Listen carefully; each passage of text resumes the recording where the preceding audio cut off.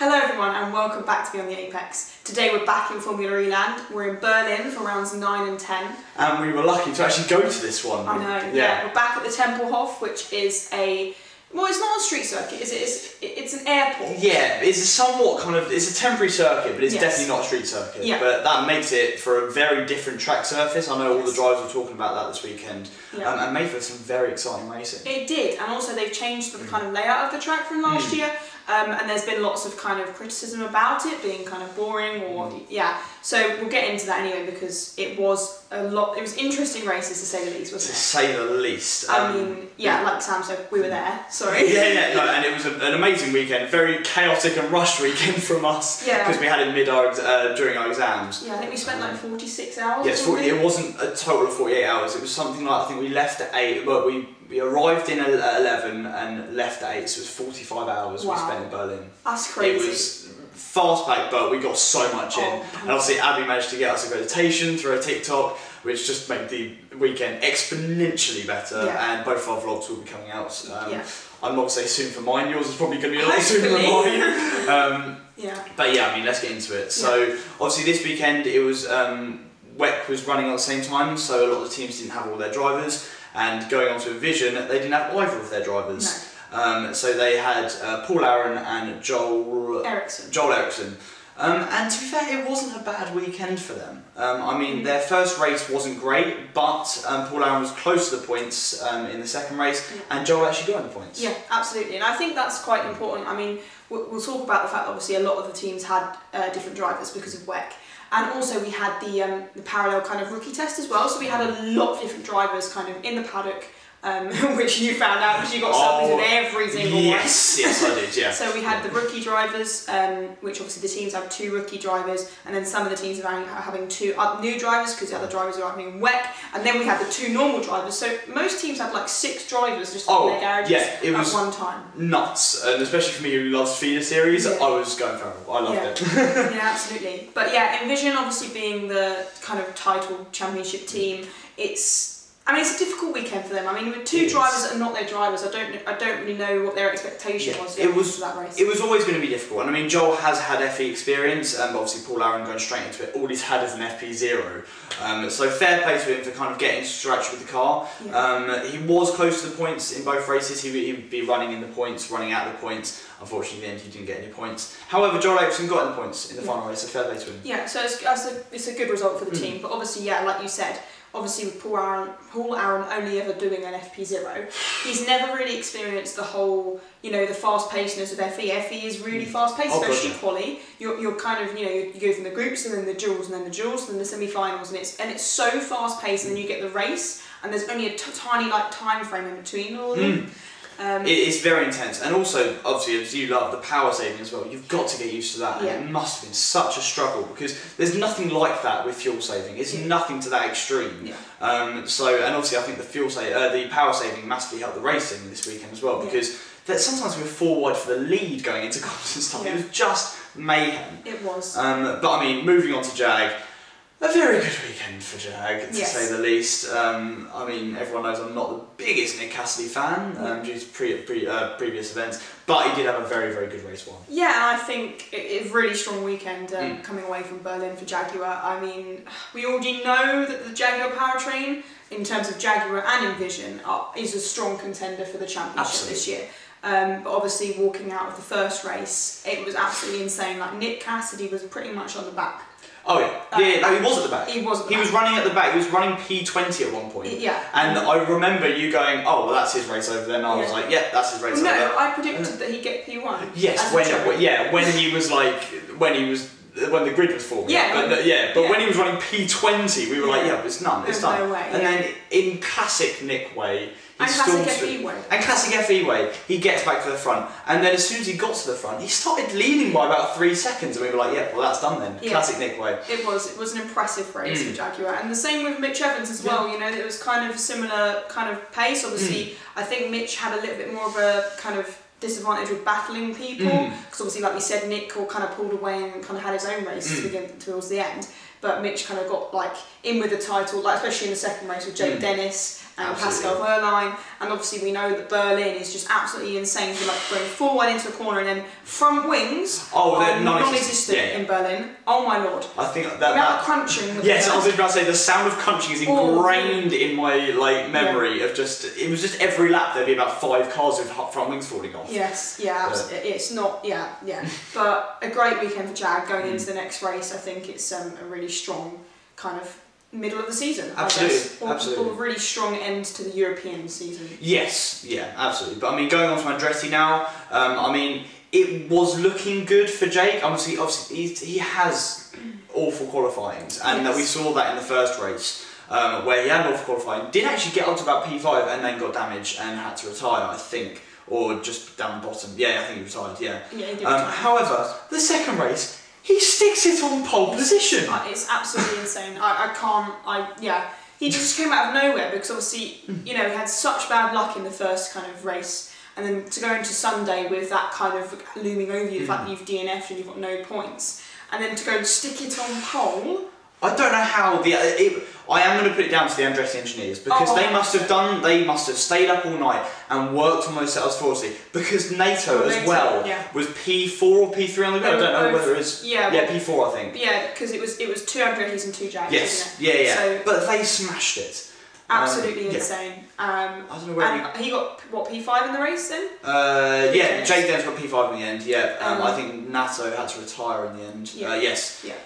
But I mean, a great like kind of way to kind of recover from the race before. But I still don't know if we're on the same level as we were last year. When he was doing quite badly, and then obviously I don't think we're going to see that resurgence of Jake. Not with Nick being... No. And I mean, people would have said that Nick's season was over because he's had some awful results, and now he's odds on to win the championship after these 2 brilliant results. So, I mean, Andretti have got a lot of coming back to do. They're going to need some brilliant last 6 races. Yes. I don't think they're going to be able to pull out the bag, especially with Jake's qualifying. Yeah. But I think in London, potentially, but then obviously Portland is a difficult one, and also Shanghai. They're 2 difficult circuits, and I don't think they're very Andretti powertrain friendly. No. I think London definitely is because we saw that last year. Oh, absolutely. But this, I'm not sure. No. You can't really come back with 2 races towards the end. No, to be honest, you can't. So. No, it's a bit too late at that point. Exactly. But I mean, moving on to Penske, I mean, we were talking about it last podcast, how they were kind of starting to get their groove again. Well, it was similar to kind of Jaguar at that point. They were both so strong, and And I mean, we saw it. Jev with a second place, and Stoffel. They both had really good pace in the first race, and then that kind of fell off in the second race. Their quality kind of let them down, and then they weren't really able to come back from it. Well, I think I remember we were like, Van Dorn will be on there. Yeah, we both predicted Van Dorn to be on pole. But obviously then Jake Dennis kind of came through. But I think with the second race, I think there's just a lot going on. I mean, we left halfway through the second race, so we didn't really know what happened. But look, I mean, they were nowhere. I mean, there must have been incidents. Yeah, there must have been, but I don't know. Strange weekend for them. I mean, coming out of Monaco, they had everything was so positive, and I don't know. I think the trouble is with a double header is most of the time you have one really good race and one really bad race. Absolutely. If you have 2 good ones, then I mean, brilliant, well done you. But I don't ever think that's really the case. No. Obviously, with Jaguar potentially it is the case. But with Andretti, 1 bad, 1 good, and then that means they're kind of like level in the championship, and we've got such a good fight going on. If that makes sense. Yeah, absolutely. And I mean, DS are coming back. Obviously, they've hired from Jag, I believe. Did you say yes? So they are kind of getting the groove back. So at the start of the season, they were nowhere. Plain and simple, they were nowhere. So they are kind of trying to find the groove. They are going to be kind of battling, I think, the likes of Andretti and the constructors. They are going to be pushing the Porsches and the Jags. However, it does mean for some brilliant racing in the final half of the season. It does. I love their livery. Their livery is just beautiful. So clean. Beautiful. But I mean, moving on to Abt. I mean, I think they had so they had Kevin Van der Linde replacing. Robin France. Yeah. God, I can think of that. No, not Robin France, because he flies for Envision. No, he doesn't. Who he does? Yes, he does. Wait, what? He does. That was last year. Who is he? Wait, I can find it. Hang on. Here we go. Abt. It's Degrassi and Muller. Muller must not have been driving. Muller must have been in WEC. Oh, Well, there we go, the more you know. But that just shows you that we don't really pay much attention. Yes. Anyways, no to that team. Yes. But I mean, it was an alright race from Sete Camara. He had a good qualifying. I remember. Sete Camara? No, not Sete Camara. Degrassi, sorry. Yeah. But Degrassi really had some good qualifyings. Unfortunately, he did drop back in the race. I remember him being in the duels, I believe. Yeah. But he did drop back. And yeah, it's a shame. But Kevin van der Linde made some good progress in the second race. Yeah, he did. I mean, I think he's had a bit more experience in the car. Yeah. The Van der Linde family are very well known for their racing. And yeah, I don't know. For Abt anyway, I'm not sure. It's a mare weekend, but then I think all of it, it's one of the ERTs, kind of the abs. They're always just kind of. And obviously we'll talk about ERT. Obviously we've got Dan Ticktum and Sete Camara. They had obviously their normal drivers. I'm not. They were just kind of nowhere. And I think they had a lot of damage. I think they were quite unlucky. Yeah, I mean, if you have Dan Ticktum in your car and there's a damaging weekend, you're going to kind of end up. I thought you said if there's Dan Ticktum in the car, you'll have a damaging. Oh yeah, but if there's a weekend that you're going to get damaging, he's going to get damaged. Well, it's Berlin, definitely. Yes, absolutely. Yeah. But yeah, it was just kind of a mare weekend for the two teams. Yeah, I don't think. Yeah, I think they're battling each other in terms of the teams. Absolutely. And also, I just don't think. I think the other teams are just so far ahead in terms of development and strategy and kind of like we said about the power saving. It's such a fine art. Oh my gosh. That if you don't get it, then it's gonna. It's so we'll go on to Maserati, obviously. Yes, Jehan Daruvala got brilliant points on the second race. Yes. Clearly I am his lucky charm. Yeah, clearly. And he was actually running in the points as well in the first race as well, so we really did have good pace this weekend, which is promising. Yeah. But obviously Gunther always has good pace. Yes. He had a brilliant qualifying in the first race, I believe. Yeah. And got the points, didn't he? Oh no, he must have had 2 incidents in both races. He did. But he did. He always has good qualifying. Yes. Yeah, and it's a shame. I think obviously Gunther's had more time in the car and he's more used to the kind of Maserati way of things. But it was really good to see Daruvala up there. I mean, Absolutely. I think at one point, didn't he get through to the duels? Yes, so he did get through to the duels twice, I think. Yeah, exactly. And he did really, really well, and you can kind of see that improvement just starting to occur. Absolutely, and I mean, that's positive for you, isn't it? Yeah, it is. And obviously I met him as well, which was really, really nice, and he is a really nice guy. Yeah. So, but obviously on to Mahindra.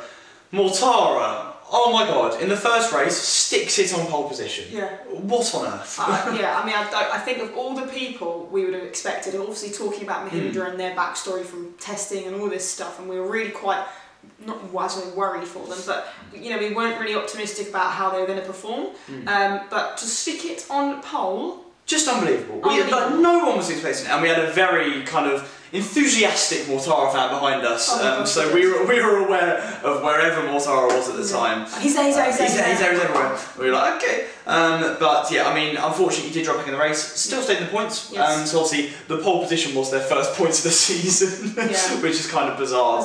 But then he got P8. To keep it, and it's a great result for the team. Obviously, to go out of the weekend with points is just what they wanted.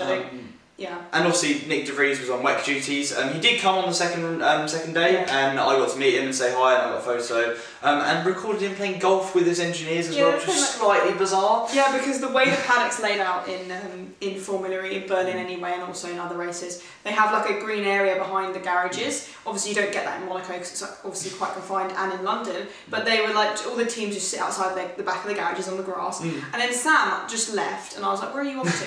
And he was filming someone behind like the kind of like tree area, and it was Nick De Vries and all of his engineers just playing golf, mini golf, thing, like the little like putt thing, which was really. But I mean, he was also just a really nice guy. I mean, I asked for a photo from him, and he was like, yeah, sure. But he was walking with Kush Miney, and obviously I'm a very big F2 fan, so I was like, oh, Kush, can you get in the race? Can you get in the picture as well? And both of their faces just lit up that I knew Kush, and he was like, and they were like hugging in the photos. It's just a really nice guy. Nice. But obviously we had Jordan King in the car. He did perform well. He got in the kind of the lower end of the higher end of the non-pointers. Yeah. But I would say a solid weekend from him, and to be thrown in the car. Yeah, and from Mahindra anyway. I mean, I think they're not going to be coming out this weekend disappointed. No, absolutely not.